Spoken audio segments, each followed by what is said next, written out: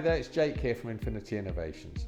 So if you've had a new router fitted, or potentially even if you've had your existing router, some firmware upgrade or something along those lines has happened, and your system, whether it's a LuxPower or HANCHU or whichever it is, which you used to be able to see without a problem, all of a sudden you cannot see, you need to consider how to resolve it.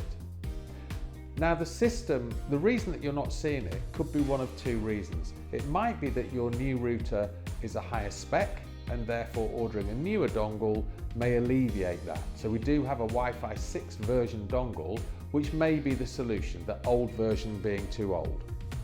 However, there are other reasons why new routers can cause problems. One of them is a thing called band steering. So all the battery storage systems work on a 2.4 gigahertz network. So when you pair it, that's the bandwidth that it's trying to work on. But new routers will do a thing called band steering, where if it detects the signal's really good and really strong, it'll push it over onto a 5 gigahertz network, which is a different bandwidth. And the reason they do that is because a lot of people are trying to watch television or do gaming, and they want a stronger signal, but those signals don't reach as far. So the router might take your 2.4 and push it over onto 5, all of a sudden your connection has dropped.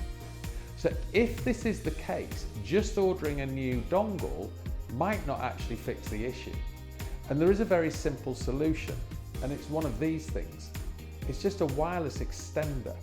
So you can either just plug this in somewhere in your house, or you can actually hardwire it into your router, which is even easier.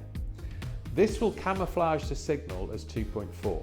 So you pair this to your router, there's a very simple video shows you how to do it, and then you pair your battery storage system to this unit. This will hold it as a 2.4 system, it'll send it out your router as a 2.4 system, and you'll be back online.